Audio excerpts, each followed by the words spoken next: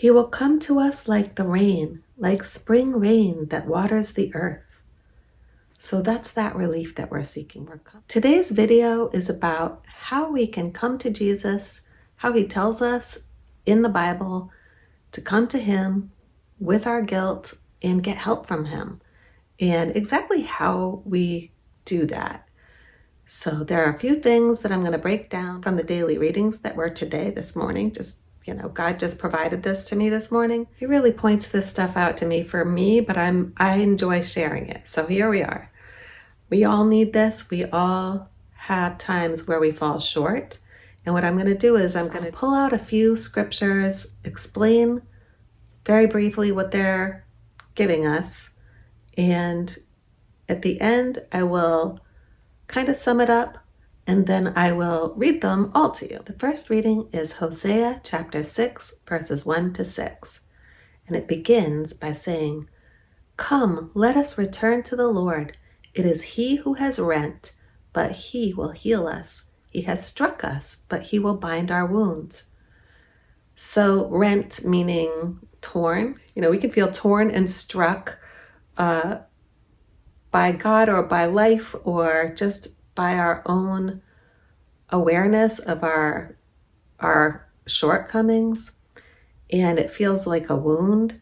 And we bring it to him, and he will bind our wounds. Okay, so this is where we're heading with this, is to be healed. And there's specific things that we need to do for that to really take place. So the first kind of action that's in here is, let us strive to know the Lord.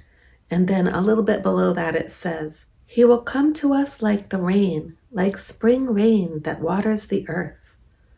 So that's that relief that we're seeking. We're coming to seek that relief, and we're getting that relief partly just by knowing God, just by knowing how good he is and how he judges things and how he brings light to things. In another verse it says, your piety is like a morning cloud, like the dew that early passes away.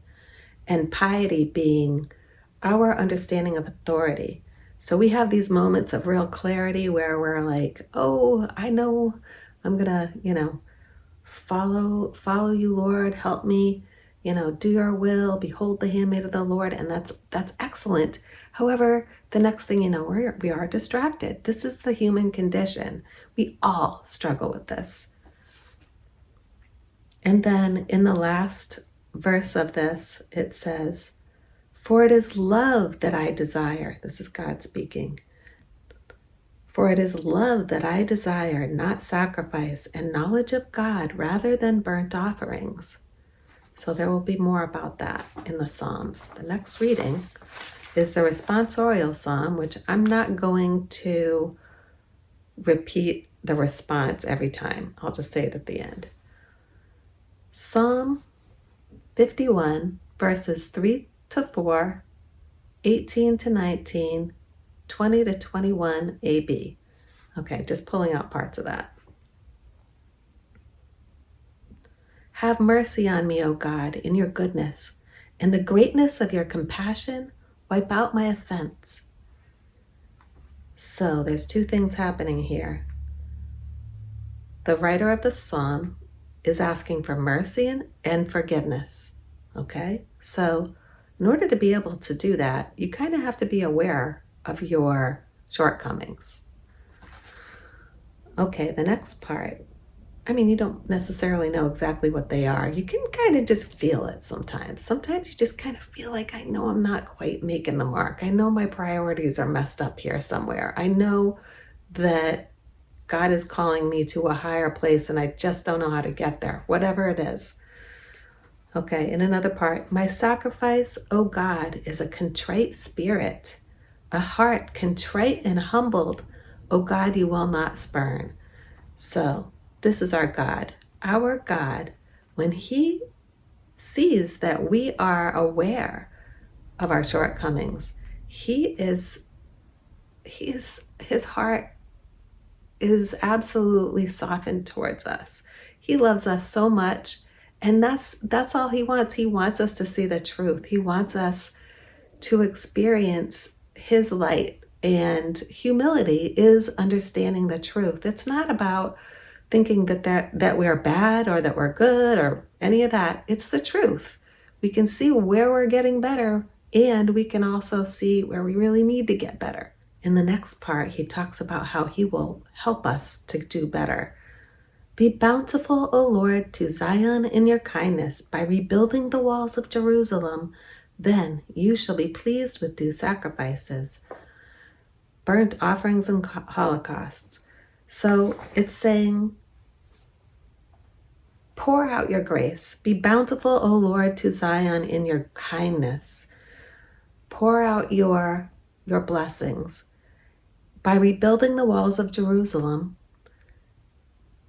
he's rebuilding the fortitude of our understanding and rebuilding us in our souls to be able to grow in virtue and see what we need to do, that he's asking us to do, and have the courage to give it a shot. And, if we fall down again, he's going to be there the same. His mercy never ends. His mercy is completely inexhaustible. As we have this desire to grow and the willingness to grow, he is able to bring forth things that are pleasing to him.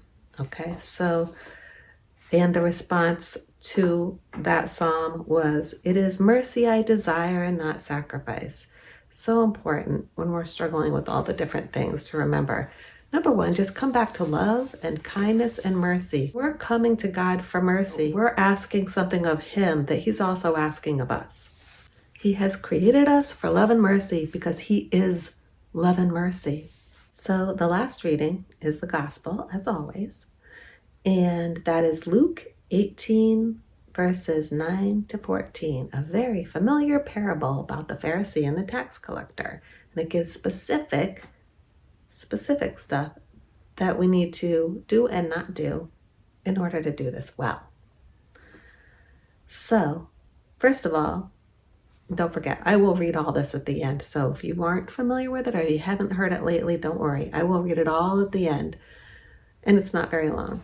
None of this is very long. Okay, so he tells the story of two people who went up to pray.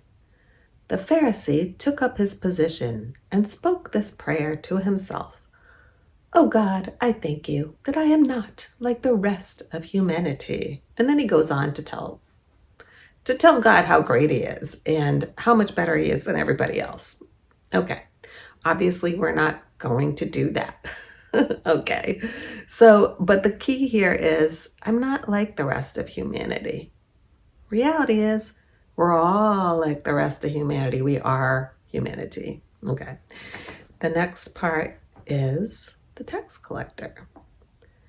But the tax collector stood off at a distance, so he's feeling how he has alienated God and would not even raise his eyes to heaven. So he's really feeling the guilt. He's like actually seeing truthfully how he has let God down in some way. And God's not surprised, okay? God's not surprised. He knows. And he's taking us through this learning journey, knowing full well that we're incapable of it. I mean, this is the whole point of coming, to save us, right? He beat his breast and prayed, oh God, be merciful to me, a sinner. So again, just fully aware of his own sinfulness, that we are all sinners. And as far as the beating of the breast goes, it's not about beating ourselves in any way. It's about really wanting to remind our heart we're in sorrow for all the different external and internal things going on that make life difficult to do all the right things. There's also an element in there that's just our pure lack of the ability to love God and neighbor, that we have not been 100% putting God's priorities first, that we have chosen lesser goods over greater goods. You want to always choose the greater good over the lesser good. And We have all these kinds of internal and external things that do make things more difficult. However, there are also certain aspects of everything that we do that are based on putting ourselves above God and neighbor. And God wants us to love God above all and love our neighbor as ourselves for God. So that's that little part that we might not even know how we're doing it. It's so hard with all of our internal stuff going on and our external stuff going on sometimes to see that. But as we say in Mass, through my fault, through my fault, through my most grievous fault, we want our heart to recognize that God needs to bring us through His grace to a greater sanctity that will help us to do these things more lovingly. And, whatever it is in our lives that we're falling short in. And we can also ask Him to help us with all the external details and internal healing that needs to be done in order for us to do better. And also, I highly recommend therapy if you need it. And journaling is also a form of therapy. And anyway, so I'll do another video about that sometime maybe. So it ends with, I tell you, the latter went home justified. This is Jesus speaking. I tell you, the latter went home justified, not the former, meaning the tax collector went home forgiven and brought back to righteousness in God because he truly, truly understood that he had done wrong and had a desire to do better and asking God for mercy and forgiveness. And God is always going to give it to us. Okay. I tell you, the latter went home justified, not the former, not the Pharisee. For everyone who exalts himself will be humbled, and the one who humbles himself will be exalted. So you can rest assured knowing that if you are feeling sorry for your sins, you're on the right track. You've gotten through half of step one, and the other half is to bring that to God. And He's always waiting for you. I mean, He's actually never left. He's with you. There's no time like the present. And I also recommend morning time, if you can make it happen in your life, to have that morning time when your mind is as fresh as it's going to get for the day, and bring yourself to Him. Let Him pour Himself into you. Okay. So now I'm just going to read them all to you. Hosea chapter 6, verses 1-6. Come, let us return to the Lord. It is He who has rent, but He will heal us. He has struck us, but He will bind our wounds. He will revive us after 2 days. On the third day, He will raise us up to live in His presence. Let us strive to know the Lord. As certain as the dawn is coming and His judgment shines forth like the light of day, He will come to us like the rain, like spring rain that waters the earth. What can I do with you, Ephraim? What can I do with you, Judah? Your piety is like a morning cloud, like the dew that early passes away. For this reason I smote them through the prophets, I slew them by the words of my mouth. For it is love that I desire, not sacrifice, and knowledge of God rather than burnt offerings. Psalm 51, verses 3-4, 18-19, 20-21a and b. Have mercy on me, O God, in your goodness. In the greatness of your compassion, wipe out my offense. Thoroughly wash me from my guilt, and of my sin cleanse me. For you are not pleased with sacrifices. Should I offer burnt offering, you would not accept it. My sacrifice, O God, is a contrite spirit. A heart contrite and humbled, O God, you will not spurn. Be bountiful, O Lord, to Zion in your kindness, by rebuilding the walls of Jerusalem. Then shall you be pleased with due sacrifices, burnt offerings, and holocausts. It is mercy I desire and not sacrifice. The verse before the gospel today. If today you hear His voice, harden not your hearts, And the gospel is Luke 18, verses 9 to 14. Jesus addressed this parable to those who were convinced of their own righteousness and despised everyone else. 2 people went up to the temple area to pray. One was a Pharisee and the other was a tax collector. The Pharisee took up his position and spoke this prayer to himself. Praying to himself. "Oh God, I thank you that I am not like the rest of humanity, greedy, dishonest, adulterous, or even like this tax collector. I fast twice a week and I pay tithes on my whole income." But the tax collector stood off at a distance and would not even raise his eyes to heaven, but beat his breast and prayed, "Oh God, be merciful to me, a sinner." I tell you, the latter went home justified, not the former. For everyone who exalts himself will be humbled, and the one who humbles himself will be exalted. So again, whatever it is that you're feeling that you are struggling with, bring it to God. He knows that you love him and that you want to serve him.